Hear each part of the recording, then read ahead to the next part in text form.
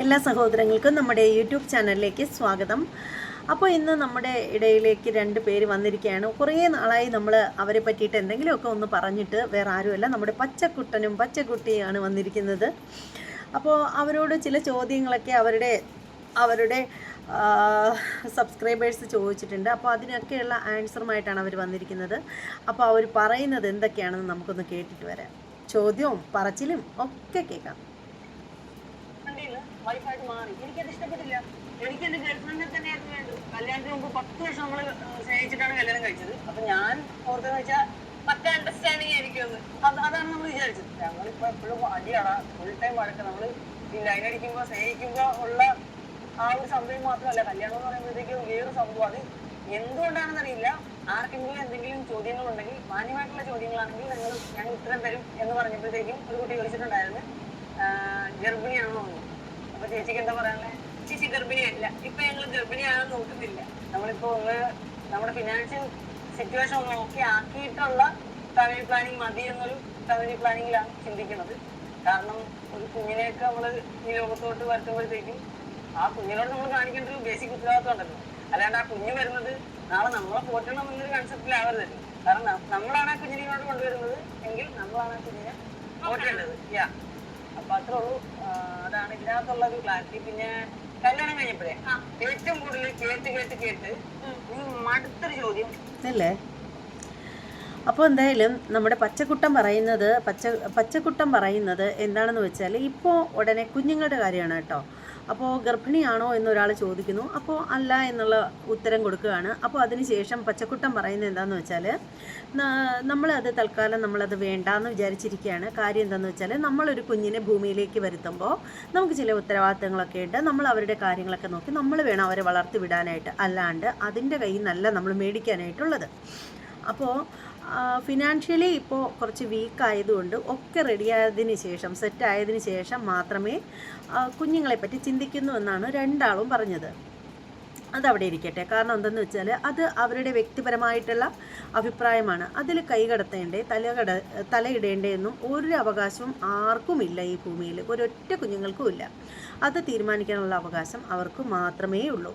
പക്ഷേ എന്നാലും എനിക്ക് ഈ കുട്ടികൾ, ഞാനിപ്പോൾ പറയുന്ന ഈ ഒരു വീഡിയോ അവർ കേൾക്കുന്നുണ്ടോ കാണുന്നുണ്ടോ എന്നൊന്നും എനിക്കറിയില്ല. എങ്ങാനും കേൾക്കുകയോ കാണുക ചെയ്യുന്നുണ്ടെങ്കിൽ അതവർ മനസ്സിലാക്കട്ടെ. അല്ലെങ്കിൽ ഇവരെ പോലെ ചിന്തിക്കുന്ന ആരെങ്കിലും ഉണ്ടെങ്കിൽ അവരൊന്ന് മനസ്സിലാക്കാൻ വേണ്ടിയിട്ട് മാത്രം പറയുന്നതാണ് കേട്ടോ. സംഭവം എന്ന് വെച്ചാൽ, പലർക്കും പറ്റുന്ന അബദ്ധം ഇത് തന്നെയാണ്. പലരും വിചാരിക്കും നമുക്കിപ്പോൾ നല്ല വീടില്ല, കാറില്ല, അല്ലെങ്കിൽ നല്ല ജോലിയില്ല, അപ്പോൾ ഇതൊന്നും ഇല്ലാത്തതുകൊണ്ട് നമുക്ക് കുഞ്ഞുങ്ങളൊക്കെ ഇതൊക്കെ റെഡിയായി വന്നതിന് ശേഷം മതിയാവും, അതുവരെ നമുക്കിതെല്ലാം സെറ്റാക്കിയതിന് ശേഷം കുഞ്ഞുങ്ങളൊക്കെ ആവാമെന്ന് പലരും വിചാരിക്കുന്ന ആളുകളുണ്ട്. ചിലപ്പോൾ അവർ തന്നെ വിചാരിക്കും നമ്മൾ നല്ല ചെറുപ്പമല്ലേ, അതുകൊണ്ട് എപ്പോൾ വേണേലും കുഞ്ഞുങ്ങൾ ജനിക്കും, അപ്പോൾ ഇതൊക്കെ റെഡിയാക്കി വെച്ചിട്ട് അതേക്കുറിച്ച് ചിന്തിക്കാമെന്ന് ചിന്തിക്കും.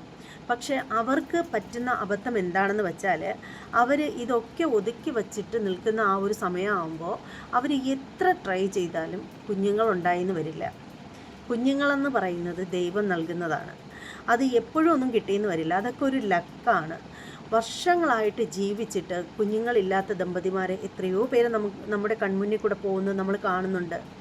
അപ്പോൾ അതുകൊണ്ട് ദയവ് ചെയ്ത് ഇങ്ങനെയുള്ള മണ്ടൻ ചിന്താഗതി ആർക്കുണ്ടെങ്കിലും വിചാരിച്ചോളണം. പലരും ചിന്തിക്കും നമ്മൾ രണ്ടാളും ചെറുപ്പമല്ലേ, നമ്മൾ ലൈഫ് തുടങ്ങിയിട്ടല്ലേ ഉള്ളൂ, അപ്പോൾ ഇനിയെല്ലാം ബാക്കി ഈ ഫിനാൻഷ്യൽ പ്രോബ്ലമൊക്കെ ഒതുക്കി വച്ചതിന് ശേഷം മതിയാവും നമുക്കൊരു കുഞ്ഞുങ്ങളെന്ന് ചിന്തിക്കും.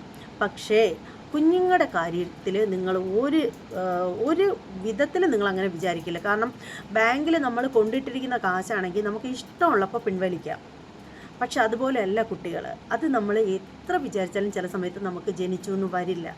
അതുകൊണ്ട് കുഞ്ഞുങ്ങളുടെ കാര്യത്തിൽ മാത്രം ഇങ്ങനെ ചിന്തിക്കുന്നതിനോട് എനിക്ക് യാതൊരുവിധ യോജിപ്പുമില്ല, സത്യം. അപ്പോൾ ഇനി മറ്റത് എന്താണ്? കല്യാണം കഴിഞ്ഞപ്പോ കുറെ ചോദ്യം കേട്ടിട്ടുണ്ട്. അതിലൊന്ന് അമ്മായിയമ്മ എങ്ങനെയാണെന്ന് ചോദിച്ചിട്ടുണ്ട്. പിന്നെ ജീവിതം എങ്ങനെ പോകുന്നു ചോദിച്ചിട്ടുണ്ട്. നല്ല ചോദ്യമാണ്. പിന്നെ ചോദിച്ചത് എനിക്ക് ഏറ്റവും ബുദ്ധിമുട്ടായിട്ട് തോന്നിയതും റിപ്പീറ്റഡ് ആയിട്ട് ചോദിച്ചത് ഉള്ള ചോദ്യം എന്ന് വെച്ചാല്, ജോലിക്ക് പോകുന്നില്ലേ, എന്തുകൊണ്ട് ഇപ്പൊ ജോലിക്ക് പോകുന്നില്ല, എന്താ ജോലി നിർത്തിയേ. പിന്നെ വേറൊരു ചോദ്യം എന്ന് പറഞ്ഞാല്, ഒത്തിരി പേരൊന്നും എന്നോട് ചോദിച്ചിട്ടില്ല, കുട്ടികളായില്ലേ എന്നുള്ളൊരു ചോദ്യം. അത് ഒത്തിരി പേരൊന്നും അത് ശരിയാണ്. പക്ഷേ അതിനങ്ങനെ ഇറിറ്റേറ്റ് ആവേണ്ട കാര്യമൊന്നുമില്ല. ജോലിക്ക് പോകുന്നില്ലേ, ഇപ്പോൾ ജോലിക്ക് പൊയ്ക്കൊണ്ടിരിക്കുന്ന ഒരു കുട്ടിയാണെങ്കിൽ സ്വാഭാവികമായിട്ടും ചോദിക്കും, ജോലിക്ക് പോകുന്നില്ലേ, എന്താ ഇപ്പോൾ പോവാത്തതെന്ന് ചോദിക്കും. അത് സ്വാഭാവികം മാത്രമാണ്. അതേസമയം പഠിച്ചുകൊണ്ട് നിൽക്കുന്ന ഒരു കുട്ടിയാണ് വിവാഹം കഴിഞ്ഞ് പോകുവാണെങ്കിൽ എന്താ ഇപ്പോൾ പഠിക്കാൻ പോകുന്നില്ലേ എന്ന് അധികം ആരും ചോദിക്കില്ല. ചിലരൊക്കെ ചോദിക്കും, പക്ഷെ അധികം അത് ആരും ചോദിക്കില്ല. പക്ഷേ ജോലിയുള്ളൊരു കുട്ടി ജോലിക്ക് പോയില്ലെങ്കിൽ തീർച്ചയായും ചോദിക്കും എന്താ പോവാത്തതെന്ന്. അതിന് ഇറിറ്റേറ്റ് ആവേണ്ട കാര്യമൊന്നുമില്ല. പക്ഷേ ഈ കുട്ടിക്ക് ജോലി നേരത്തെ ഉണ്ടോയെന്നൊന്നും എനിക്കറിയില്ല, ഞാനിത് കേട്ടതുകൊണ്ട് പറഞ്ഞതാണ്. പിന്നെ ഒരു കാര്യം എന്ന് പറഞ്ഞാൽ കുട്ടികളാവുന്നില്ലേ എന്നുള്ള ചോദ്യം. അത് കുഞ്ഞെ, നമ്മൾ എത്രയൊക്കെ ഇനി എന്തൊക്കെയെന്ന് പറഞ്ഞാലും നമുക്ക് ചുറ്റും ഒരു സമൂഹമുണ്ട്. അവരിങ്ങോട്ട് കല്യാണം കഴിഞ്ഞ് ഒരു മാസം ആവാനായിട്ട് കാത്തിരിക്കും. വിശേഷം വല്ലതും ആയോ. ഇത് ഇന്ന് നല്ലപ്പോഴുള്ളതല്ല, പണ്ട് കാലം തൊട്ടേ ഉള്ളൊരു കാര്യമാണ്. അതെന്ന് വെച്ചാൽ ആരും നശിച്ചു പോവാനോ അല്ലെങ്കിൽ ആർക്കും എന്തെങ്കിലും ആയിപ്പോവാനോ വേണ്ടിയിട്ടല്ല. അത് അറിയാനുള്ളൊരു ക്യൂരിയോസിറ്റി കൊണ്ട് ചോദിക്കുന്നതാണ്. ചില ആളുകൾക്കൊക്കെ ഒരാൾക്ക് വിശേഷമുണ്ട്, ഒരാൾ ഗർഭിണിയാണെന്ന് പറയുമ്പോൾ ഭയങ്കര സന്തോഷം തോന്നും. ഞാൻ ആ കൂട്ടത്തിലുള്ളതാണ് കേട്ടോ. സത്യത്തിൽ എനിക്ക് ഏതെങ്കിലും പെൺകുട്ടികൾ ഗർഭിണിയാണെന്ന് പറയുമ്പോൾ എനിക്ക് ഭയങ്കര സന്തോഷം തോന്നും. കാരണം നമ്മൾ കുഞ്ഞുങ്ങളെ ഒരുപാട് ഇഷ്ടപ്പെടുന്നുണ്ട്, അതുകൊണ്ടാണ്. അത് മാത്രമല്ല, എന്നെ സംബന്ധിച്ചിടത്തോളം ഏതെങ്കിലും ഒരു പെൺകുട്ടി ഗർഭിണിയായിട്ട് വയറൊക്കെ വെച്ചിട്ട് പോകുന്നത് കാണുമ്പോൾ എനിക്കാണ് ടെൻഷൻ തോന്നുന്നത്. അത് കാണുമ്പോഴത്തേക്ക് ഭയങ്കര ടെൻഷൻ തോന്നും, എന്നാൽ ഭയങ്കര സന്തോഷവും തോന്നും. അയ്യോ, അതിനകത്തൊരു കുഞ്ഞാവേ ഉണ്ടല്ലോ എന്നുള്ളൊരു ഭയങ്കര സന്തോഷം തോന്നും. അപ്പോൾ അതാരും അങ്ങനെ കുശുമ്പ് കൊണ്ടൊന്നും ചോദിക്കുന്നതല്ല. അത് സ്വാഭാവികമായിട്ടും പണ്ടേ ഉള്ളൊരു ചോദ്യമാണ്. അതിനോട് ഇറിറ്റേഷൻ തോന്നേണ്ട കാര്യമൊന്നുമില്ല. അപ്പോൾ അതിന് മറുപടിയുണ്ട്. ആരും എന്നോട് ചോദിച്ചിട്ടില്ല.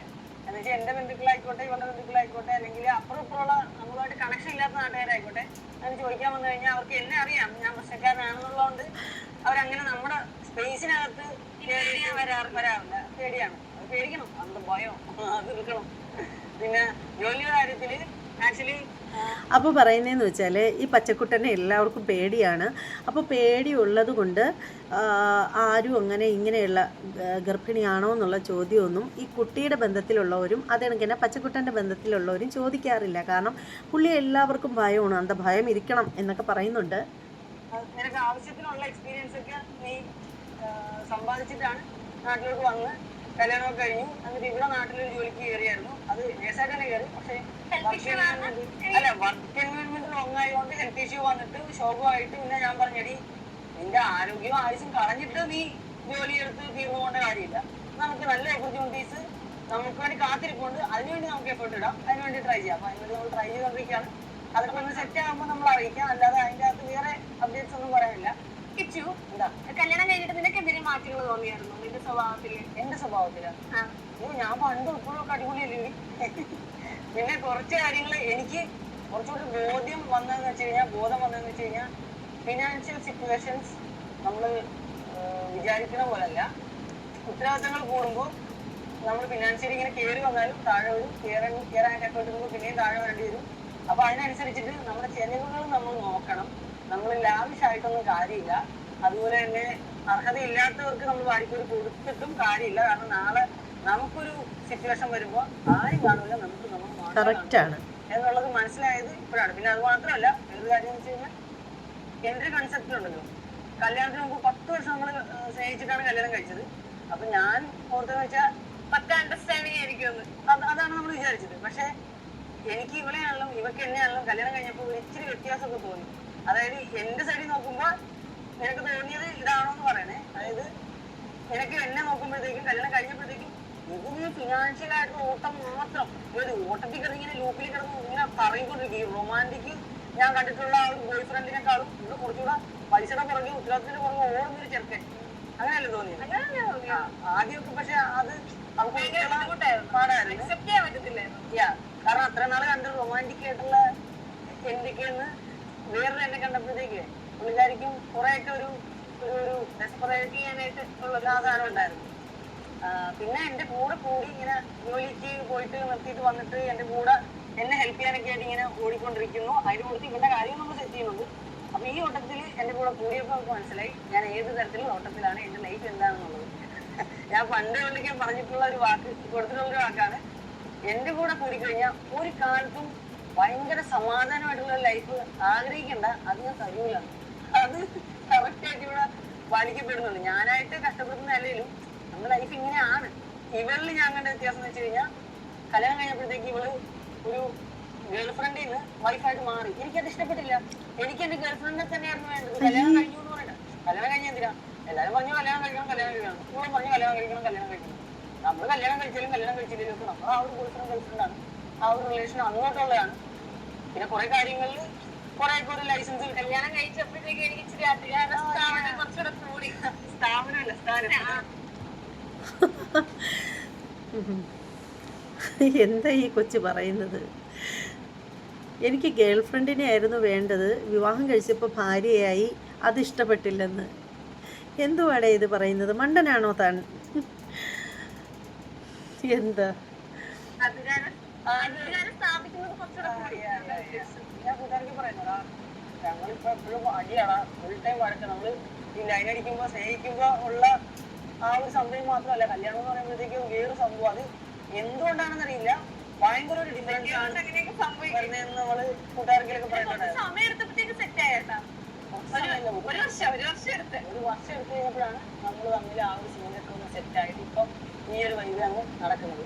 ഒന്നിച്ചോടുന്നോണ്ട് എല്ലാ കാര്യങ്ങളും കറക്റ്റായിട്ട് ഇപ്പൊ മനസ്സിലാവില്ല.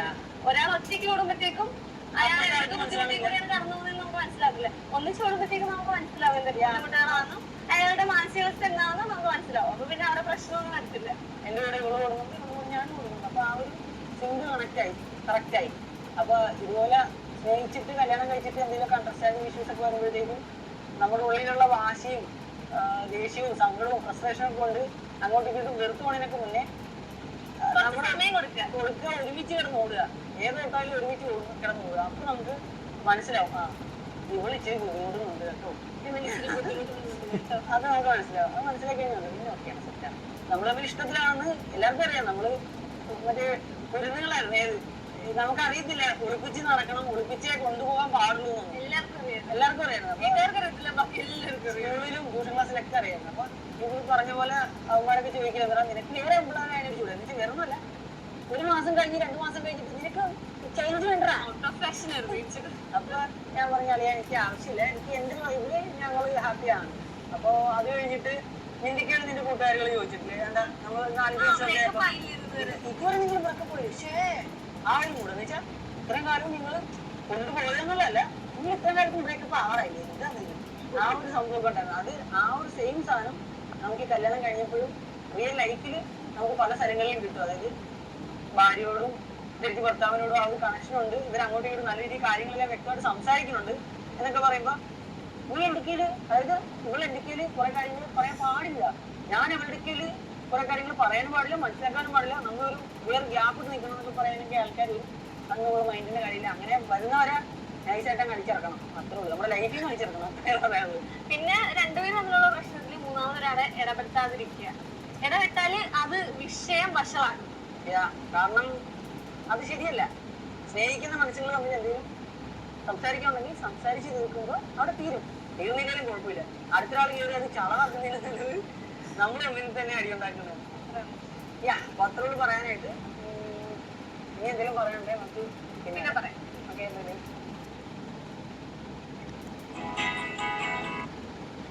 അപ്പോൾ അവരുടെ കാഴ്ചപ്പാടെന്ന് വെച്ചാൽ ഒരു വിഷയം ഉണ്ടായാൽ മൂന്നാമതൊരാൾ അതിൻ്റെ ഇടയിൽ ഇടപെട്ട് ചളമാക്കുന്നതിനേക്കാളും നല്ലതാണ് അടിപിടി കൂടിക്കൊണ്ടങ്ങ് പോകുന്നത്.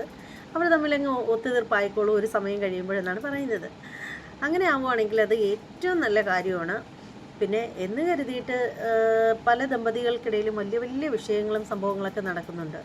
അവിടെ നിങ്ങൾ പറഞ്ഞ ഈ ഒരു ലോജിക്കിനോട് ഒരു യോജിപ്പുമില്ല, നിങ്ങൾ ഈ പറയുന്ന ഈ ഒരു വാക്കിനോട്. അത് പക്ഷേ ദമ്പതികളുടെ ഇടയിലുള്ള ഈ കുട്ടി കുട്ടി പരിഭവങ്ങളും ഇതൊക്കെയെന്ന് പറഞ്ഞാൽ ഓരോ തവണയും കുഞ്ഞു കുഞ്ഞു പിണക്കങ്ങളൊക്കെ വരുമ്പോൾ പിന്നെ ഒരുമിക്കുമ്പോഴത്തേക്ക് അതിൻ്റെ പകിട്ട് കൂടത്തേ ഉള്ളൂ. അത് കറക്റ്റാണ് കേട്ടോ പറഞ്ഞത്.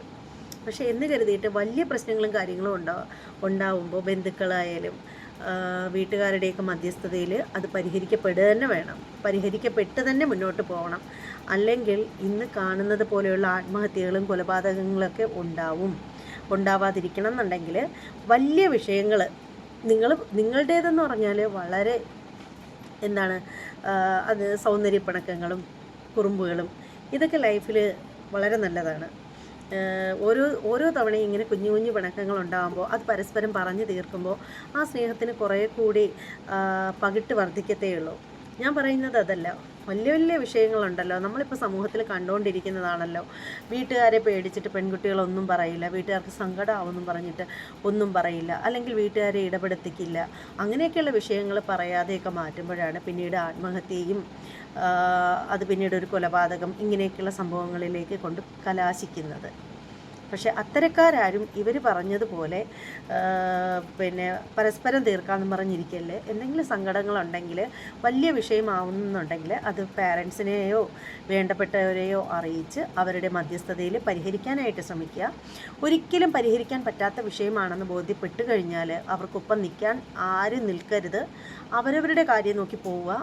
എന്തെങ്കിലും ജോലിയെടുത്ത് എന്തെങ്കിലും പണിയെടുത്ത് വീട്ടുകാർക്കൊപ്പം പോയി നിന്ന് അല്ലെങ്കിൽ മറ്റൊരു വീടെടുത്ത് താമസിച്ച് സ്വന്തമായി അധ്വാനിച്ച് ജീവിക്കാൻ ശ്രമിക്കുക. ഇത്രയേ ഉള്ളൂ പറയാനായിട്ട്. ഈ വീഡിയോയെക്കുറിച്ചിട്ടുള്ള നിങ്ങളുടെ അഭിപ്രായങ്ങളൊക്കെ ഒന്ന് കമൻറ്റ് ചെയ്തേക്കുക. ഇനി മറ്റൊരു വീഡിയോയുമായിട്ട് വരുന്നത് വരെ എല്ലാവർക്കും ബായ്. അയ്യോ, മറന്നുപോയി, നമ്മുടെ ചാനൽ ഇതുവരെയും സബ്സ്ക്രൈബ് ചെയ്യാൻ മറന്നുപോയിട്ടുള്ളവരൊന്ന് ചെയ്തേക്കണേ.